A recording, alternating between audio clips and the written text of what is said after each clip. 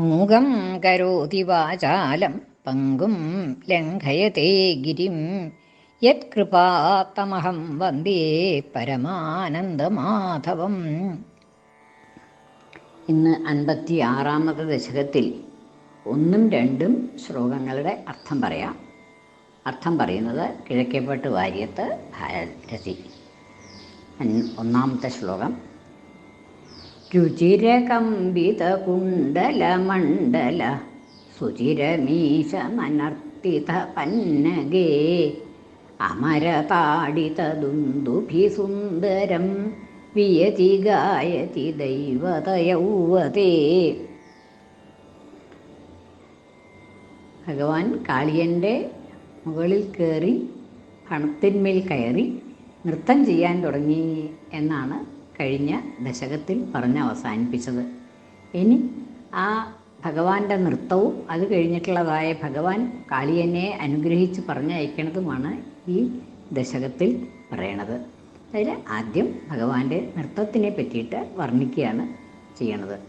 രുചിര കമ്പിത കുണ്ടല മണ്ഡല, രുചിരമായി മനോഹരമായി കമ്പിതമായ ഇളകുന്നതായ കുണ്ടലമണ്ഡല, കുണ്ടലത്തിൻ്റെ മണ്ഡലത്തോടുകൂടി, അതായത് അദ്ദേഹത്തിൻ്റെ കൊടക്കെടുക്കൻ മാതിരിയുള്ളതായിട്ടുള്ള ആഭരണം കുണ്ടലം. ആ കുണ്ടല മണ്ഡല അതിൻ്റെ വൃത്താകൃതിയിലാണല്ലോ അതിൻ്റെ ഉണ്ടാവുക.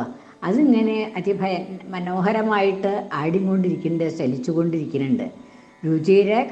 രുചിരമായി മനോഹരമായി കമ്പിതമായ ഇളകുന്നതായ മണ്ഡലം വൃത്തം ആണ്. അപ്പോൾ ആ കുണ്ടലമണ്ഡല, ആ കുണ്ടലങ്ങളുടെ മണ്ഡലത്തോടുകൂടി 2 കാതിലും ഉള്ളതായിട്ടുള്ള ആ ആഭരണം, കർണാഭരണം, അതിങ്ങനെ അതിമനോഹരമായിട്ട് ഇളകിക്കൊണ്ടിരിക്കുന്നുണ്ട് അദ്ദേഹം നൃത്തം ചെയ്യുന്നതായിട്ടുള്ള സമയത്തിൽ. രുചിര കമ്പിത കുണ്ടലമണ്ഡല സുചിരമീശ നനർത്തിത പന്നഗേ. ഈശ, അല്ലയോ ഭഗവൻ, അങ്ങ് സുചിരം വളരെ നേരം, നനർത്തിത നൃത്തം ചെയ്തു. എവിടെ? പന്നഗേ, പന്നകത്തിൻ്റെ മുകളിൽ, ആ പാമ്പിൻ്റെ മുകളിൽ, പാമ്പിൻ്റെ പത്തികളിൽ അങ്ങ് നൃത്തം ചെയ്തു എന്നാണ്. പാമ്പിൻ്റെ പത്തികളിലാണ്, പത്തികളെ വിടർത്തി നിൽക്കുകയായിരുന്നല്ലോ, പാമ്പ് പത്തി വിടർത്തി നിൽക്കുകയായിരുന്നു. ഭഗവാൻ ആ പിടി വിടുവിച്ച് ആ പത്തികളിലേക്ക് കയറി എന്ന് കഴിഞ്ഞ ശ്ലോകത്തിൽ പറയണ്ടായി. അപ്പം അങ്ങനെ ആ പത്തികളിൽ കയറി നിന്ന ഭഗവാൻ ആ പത്തികളിൽ നൃത്തം ചെയ്യാൻ തുടങ്ങി എന്നാണ്. സുചിരം ഈശ, അല്ലയോ ഈശ, അങ്ങ് സുചിരം വളരെ നേരം, നനർത്തിഹത പന്നഗേ, ആ പന്നകത്തിൻ്റെ മുകളിൽ ആ പാമ്പിൻ്റെ പത്തികളിൽ നൃത്തം ചെയ്തു എന്നാണ്. അവിടെ ആ നൃത്തത്തിന്, അദ്ദേഹത്തിൻ്റെ നൃത്തം ചെയ്യാൻ തുടങ്ങിയപ്പോൾ ദേവസ്ത്രീകൾ പാട്ടുപാടി, അവർ ദേവന്മാർ വാദ്യോപകരണങ്ങളൊക്കെ ഉപയോഗിച്ചു എന്ന് പറയുകയാണ് അടുത്ത 2 വരിയിൽ. സുചിരമീശ നനർത്തിത പന്നഗേ അമരതാടിത ദുന്ദുഭി സുന്ദരം. അമരന്മാർ, ദേവന്മാർ,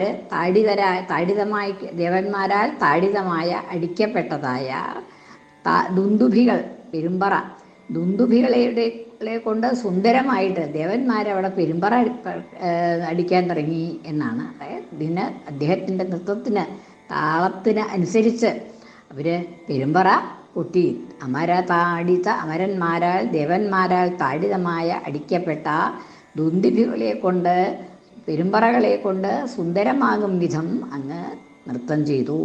ഇനി വിയതി ഗായതി ദൈവതയൗവതേ, ദേവന്മാർ പെരുമ്പറ കൊട്ടിയെന്ന് മാത്രമല്ല, ദൈവതയൗവതേ, യൗവതന്മാർ, യുവാക്കന്മാർ, യൗവതം യുവസമൂഹം എന്ന്. ദൈവതയൗവതം, ദിവ്യന്മാരായിട്ടുള്ള ദേവന്മാരുടെ സമൂഹം. വിയതി ഗായതി, അവർ പാട്ട് പാടിക്കൊണ്ടിരുന്നു. വിയതി ആകാശത്തിൽ, ഗായതി സതി, അതായത് ഗാനം ചെയ്തുകൊണ്ടിരിക്കെ, പാട്ട് പാടിക്കൊണ്ടിരിക്കെ ദേവന്മാരവിടെ വാദ്യം, പെരുമ്പറ കൊട്ടി, ദേവസമൂഹങ്ങൾ നൃത്തം ചെയ്തു, പാട്ടുപാടി. അങ്ങനെ ആ ദേവന്മാരുടെ പാട്ട്, പെരുമ്പറ അടിക്കൽ, ഇതിനോടൊക്കെ ഒപ്പം ഭഗവാൻ ഈ പാമ്പിൻ്റെ മുകളിൽ പത്തികളിൽ നൃത്തം ചെയ്യാൻ തുടങ്ങി എന്നാണ് ആ ശ്ലോകം പറഞ്ഞത്. അത് രുചിര കമ്പിത കുണ്ടലമണ്ഡല, ആ സമയത്ത് അദ്ദേഹത്തിൻ്റെ കുണ്ടലങ്ങൾ, അദ്ദേഹത്തിൻ്റെ കർണാഭരണങ്ങൾ അതിമനോഹരമായിട്ട് ഇളകിക്കൊണ്ടിരുന്നു. ആ നൃത്തത്തിൻ്റെ ചുവടുവയ്പ്പിനനുസരിച്ച് കുണ്ടലങ്ങൾ ഇളകിക്കൊണ്ടിരുന്നു. രുചിരകമ്പിത കുണ്ടലമണ്ഡ, രുചിരമായി മനോഹരമായി കമ്പിതമായി ഇളകിക്കൊണ്ടിരിക്കുന്ന ആടിക്കൊണ്ടിരിക്കുന്ന കുണ്ടലമണ്ഡലങ്ങളോടുകൂടി, മണ്ഡലാകൃതിയിലുള്ളതായ കുണ്ടലങ്ങളോടുകൂടി സുചിരമീശ നനർത്തിഥ പന്നകി, അല്ലയോ ഈശ, അങ്ങ് സുചിരം വളരെ കാലം പന്നകി നനർത്തിഥ, ആ പാമ്പിൻ്റെ മുകളിൽ പത്തികളിൽ അങ്ങ് നൃത്തം ചെയ്തു. എങ്ങനെയാണ് അതിൻ്റെ വാദ്യവിശേഷങ്ങളൊക്കെ ഉണ്ടായിരുന്നതാണ് പറയണത്. അമര താടിത ദുന്ദുഭി സുന്ദരം, അമരന്മാരാൽ ദേവന്മാരാൽ താടിതമായ അടിക്കപ്പെട്ട പെരുമ്പറകളുടെ പെരുമ്പറകളെ കൊണ്ട് സുന്ദരമാകും വിധം, മനോഹരമാകും വിധം. പിന്നെ വിയതി ഗായതി ദൈവതയൗവതേ, വിയതി ആകാശത്തിൽ ദൈവതയൗവതേ, ദൈവതയൗവതം, ദേവന്മാരുടെ ആ സമൂഹം, യുവാക്കളായിട്ടുള്ള ദേവസമൂഹം ഗായതി സതി, പാട്ടുപാടിക്കൊണ്ടിരിക്കെ അങ്ങ് മനോഹരമായി നൃത്തം ചെയ്തു എന്ന്. അടുത്ത ശ്ലോകം. നമതി യദമുഷ്യ ശിരോഹരേ പരിവിഹായ തദുന്നതമുന്നതം പരിമഥൻ പദപങ്കരുഹാചിരം വിഹരഥാ കരതാള മനോഹരം. ഇനി ആ നൃത്തം ചെയ്യുന്നതായിട്ടുള്ള സമയത്ത് അദ്ദേഹത്തിൻ്റെ ഭാരം മുഴുവൻ സ്വരൂപിച്ചിട്ടുണ്ട്. ആ നല്ല ഭാരം എടുത്തും കൊണ്ടാണ് ഭഗവാൻ നൃത്തം ചെയ്യണത് എന്നാണ്. തൻ്റെ ഭാരം അങ്ങോട്ട് ലഘു എല്ലാ ശരീരം, ആ കുട്ടിയുടെ ശരീരമാണെങ്കിലും അതിന് നല്ല ഭാരം ഉണ്ടാക്കിയിട്ടുണ്ട് അദ്ദേഹം. നേരത്തെയും പറയുണ്ടായി ഇല്ലേ, ആകാശത്തിലേക്ക് ഈ ശകടാസുരൻ വന്ന സമയത്ത് അദ്ദേഹം നല്ല ഭാരം കുട്ടിയെടുക്കാൻ വയ്യാത്തതായിട്ടുള്ള ഭാരം യശോദയ്ക്ക് തോന്നി, അങ്ങനെ കിടത്തി അവിടെ ഭാരം എടുക്കാൻ വയ്യാഞ്ഞിട്ട് എന്ന സന്ദർഭത്തിനനുസരിച്ച് സ്വയം ഭാരം എടുക്കുന്നുണ്ട് ഭഗവാൻ. അപ്പോൾ അങ്ങനെ ഇവിടെ നല്ല ഭാരം ശരീരത്തിന് വരുത്തിക്കൊണ്ടാണ് നൃത്തം ചെയ്യണത്. അപ്പം അങ്ങനെ നൃത്തം ചെയ്യണതായിട്ടുള്ള സമയത്ത് നമതി യദമുഷ്യ ശിരഹ ഹരേ, അല്ലയോ ഹരേ ഭഗവാനെ, യാതൊരു ശിരസ്, അതായത് 1000 ശിരസ്സുകളുണ്ടല്ലോ, പത്തികളുണ്ട്. അപ്പോൾ അതിൽ യത് നമതി, യാതൊരു ശിരസ്സാണോ കുമ്പിടുന്നത്, അതായത് ഒരു ശിരസിൽ കയറി നൃത്തം ചെയ്യുന്നതായ സമയത്ത് അതങ്ങോട്ട് കുമ്പിടും, ഭഗവാന്റെ ഭാരം കൊണ്ട് ആ തലയൊന്ന് താഴും. അപ്പോൾ അത് വേണ്ടാന്ന് വയ്ക്കും, പിന്നെ വേറൊരെണ്ണത്തിലേക്ക് കയറും. അപ്പോൾ അത് താഴുമ്പോൾ അതും പിന്നെ വേറൊരെണ്ണം വരും. അങ്ങനെ മാറി മാറി ഏതാണ് പൊങ്ങി നിൽക്കണത് ആ ശിരസിലേക്കാണ് അദ്ദേഹം ശിരസിൽ കയറിയിട്ടാണ് നൃത്തം ചെയ്യുക എന്നാണ്. നമതി, നമിക്കുന്നു, കുമ്പിടുന്നു. യത് ശിരഹ, യാതൊരു ശിരസ്സാണോ നമിക്കുന്നത്, തത് പരിവിഹായ, അത് ഉപേക്ഷിച്ചിട്ട്, അത് വേണ്ട, പിന്നെ നമിച്ചു കഴിഞ്ഞില്ലേ, അപ്പം ഇനി അവിടെ വേണ്ട എന്ന് തീർച്ചയാക്കിയിട്ട് വേറൊന്നിലേക്ക് കയറും എന്നാണ്. അങ്ങനെ യത് അമുഷ്യ, ഇവൻ്റെ അമുഷ്യ, ഇവൻ്റെ യാതൊരു ശിരസ്സാണോ നമിക്കുന്നത് അതിനെ ഒഴിവാക്കിയിട്ട് പരിവിഹായ തത് ഉന്നതമായിട്ട് പൊങ്ങി നിൽക്കുന്നത് ഏതാണോ അത് അവിടെ ഉന്നതം പരിമഥൻ, അതിനെ അങ്ങോട്ട് മഥിച്ചു. ഓരോന്ന് പൊങ്ങുമ്പോൾ അതങ്ങോട്ട് ചവിട്ടി താത്തും, വേറൊന്ന് പൊങ്ങിയിട്ടുണ്ടെങ്കിൽ അതങ്ങോട്ട് ചവിട്ടി താത്തും.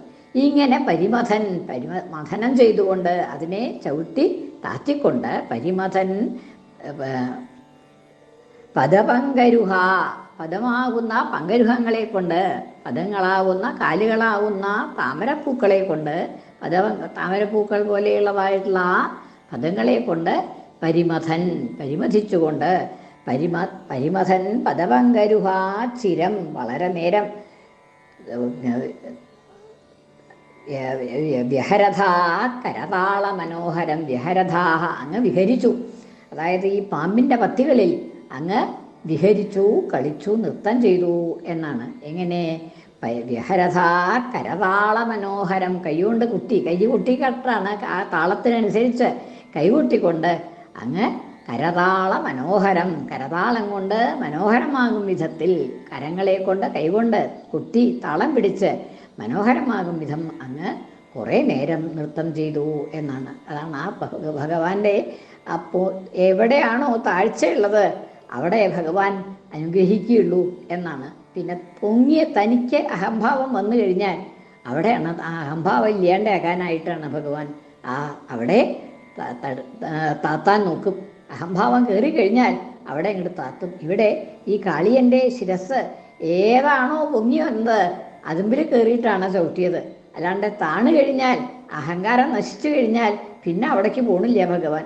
അല്ലാതെ കണ്ട് പൊങ്ങി നിൽക്കുന്ന, അഹങ്കാരത്തോടു കൂടി പൊങ്ങി നിൽക്കുന്നതായിട്ടുള്ള ആ ശിരസിലെ ഓരോന്നിനെയായിട്ട് അദ്ദേഹം വധിച്ച് താഴ്ത്തി തല താഴ്ത്തി എന്ന് പറയാണ്. ആ അഹങ്കാരം മുഴുവനെ ഇല്ലാണ്ടാക്കി ഭഗവാൻ എന്നാണ്. നമതി യാതൊരു ശിരസ്സാണോ നമിക്കുന്നത്, ശിരഹ ഹരേ പരിവിഹായ തത് അതിനെ ഉപേക്ഷിച്ചിട്ട്, വേണ്ട എന്ന് വെച്ചിട്ട്, ഉന്നതം ഉയർന്നു നിൽക്കുന്നത് ഏതാണോ അതിനെ, ഉന്നതമായിട്ടുള്ളതിനെ ഓരോന്നിനെയായിട്ട് പദപങ്കരുഹ പരിമഥൻ, പദങ്ങളുടെ ആ താമര പോലെയുള്ള പദങ്ങളെ കൊണ്ട് മഥനം ചെയ്തിട്ട് ഇടിച്ച് താഴ്ത്തിയിട്ട്, ഹരേ അല്ലയോ ഭഗവാനെ, വ്യഹരഥാ കരതാള മനോഹരം ചിരം വളരെ നേരം, വ്യഹരഥാഹ അങ്ങ് അവിടെ വിഹരിച്ചു, ആ പാമ്പിൻ്റെ പത്തികളിൽ അങ്ങ് കുറേ നേരം വിഹരിച്ചു എന്നാണ്. വിഹരഥാ കരതാള മനോഹരം, കൈകൊട്ടി ചിരിച്ചുകൊണ്ട്, മനോഹരമായി കൈകൊട്ടി ചിരിച്ചുകൊണ്ട് അദ്ദേഹം അങ്ങ് ആ പാമ്പിൻ്റെ പത്തികളിൽ വിഹരിച്ചു. രുചിരകമ്പിത കുണ്ടല മണ്ഡല സുചിരമീശ നനർത്തിത പന്നഗേ അമരതാടിത ദുന്ദുഭി സുന്ദരം വിയതി ഗായതി ദൈവതയൗവതേ. കൃഷ്ണാർപ്പണം. മലയാള പരിഭാഷ. സുരജനം ദിവിദുന്ദുഭി കൊട്ടിയും അമരസുന്ദരിമാരഥ പാടിയും അതിമനോഹര കാതണിയാട്ടി നീ രസമൊടാടി ഭുജംഗഭണങ്ങളിൽ. നമതി യദ്യദമുഷ്യ ശിരോഹരേ പരിവിഹായ തദുന്നതമുന്നതം പരിമഥൻ പദപങ്കരുഹാചിരം വ്യഹരഥാ കരതാള മനോഹരം. കൃഷ്ണാർപ്പണം. മലയാള പരിഭാഷ. ഒരു ശിരസ്സു കുനിഞ്ഞിടുമാക്ഷണം ഇനിയൊരൊന്നതുയർന്നതിലേറി നീ തരള പത്മപദങ്ങളോടാടിനാൻ കരമനോഹര താളമൊടേ ചിരം. സർവത്ര ഗോവിന്ദനാമ സങ്കീർത്തനം. ഗോവിന്ദ ഗോവിന്ദ.